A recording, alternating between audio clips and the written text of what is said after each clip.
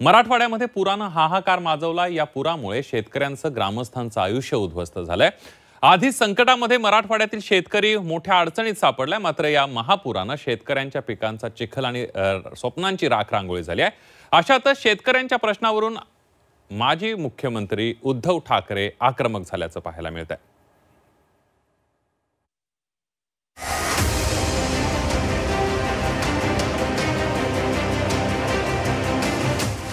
आधी बांधावर, लवकरच रस्त्यावर। शेतकरी प्रश्नावर उद्धव ठाकरेंचा एल्गार। मराठवाड्यात 11 ऑक्टोबरला मोर्चा। मराठवाड्यातल्या पूरग्रस्त भागात नुकताच उद्धव ठाकरेंनी दौरा केला। थेट बांधावर जाऊन ठाकरेंनी शेतकऱ्यांचे अश्रू पुसत त्यांना धीर देण्याचा प्रयत्न केला। तसंच गरज पडल्यास शेतकऱ्यांसाठी रस्त्यावर उतरणार अशी घोषणाही केली।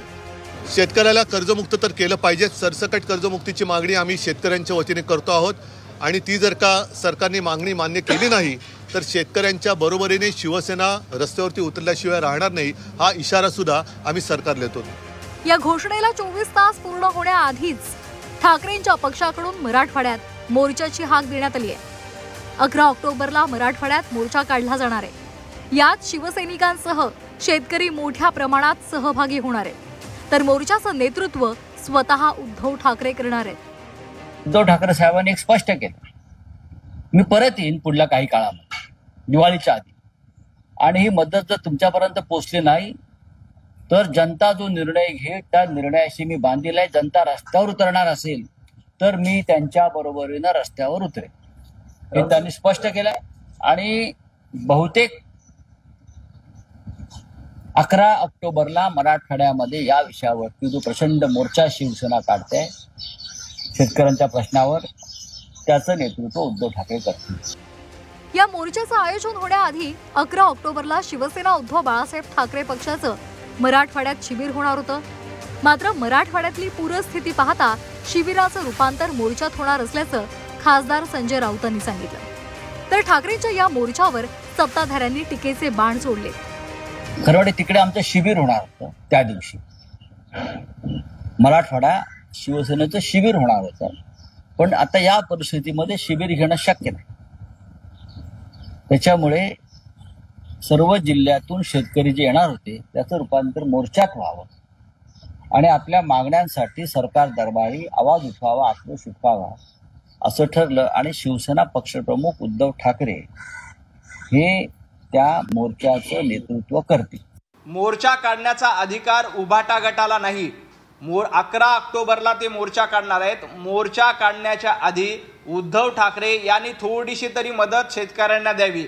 काल अर्धा किलो ज्वारीचं पीठ किंवा गव्हाचं पीठ देखील तुम्ही मराठवाड्यातल्या शेतकऱ्यांना दिलं नाही, अर्धा किलो तांदूळ दिले नाहीत, अर्धा किलो गहू दिले नाहीत। अशा पद्धतीचं काहीच करायचं नाही। शेतकऱ्यांच्या तोंडाला पानं पुसून तुम्ही आलात आणि उलट उद्धटपणे काय सांगतायत की आम्ही शेतकऱ्यांना काहीही देऊ शकत नाही, माझे हात रिकामे आहेत। अहो, तुमचे हात रिकामे कुठे आहेत? कोविडच्या काळामध्ये करोडो रुपयाचा मलिदा घालून तुमचे हात गलेलठ्ठ झालेले आहेत। जरा 4 पैसे खिशामध्ये घालून काढून द्यायला पाहिजे होते। संजय राऊत ईसी चेंबरमध्ये बसतो आणि बोलतो, 5 रुपयाची मदत संजय राऊतांनी एका गरीब शेतकऱ्याला केलेली दाखवा मला, 5 रुपयाची। स्वतः काय करायचं नाही। काल बळबळ उद्धव ठाकरे साहेबांबरोबर ती गेले पाणी दौऱ्याला, आणि किती 4 जिल्ह्याचा दौरा 3 तासात, असा दौरा होतो काय? त्याला चिखलात, गुडघाभर चिखलात जावं लागतं बांधावर। संजय राऊतांना कधी बांध बघितला नाही, संजय राऊताच्या पायाला कधी शेतकऱ्याच्या रानातला चिखल लागला नाही, त्यामुळं त्याला नुसतं बोलायला काय लागत नाही। दिवाळीनंतर राज्यामध्ये जिल्हा परिषद निवडणुकांचे पडघम वाजू लागतील। याच पार्श्वभूमीवर पूरस्थिती, शेतकरी कर्जमाफीसह शेतकऱ्यांच्या मुद्द्यावरून ठाकरेंची शिवसेना मराठवाड्यात वातावरण निर्मिती करणार आहे। त्यामुळे निवडणुकांआधी मराठवाड्याचं राजकीय वातावरण तापण्याची शक्यता आहे। ब्युरो रिपोर्ट, झी 24 तास, मुंबई।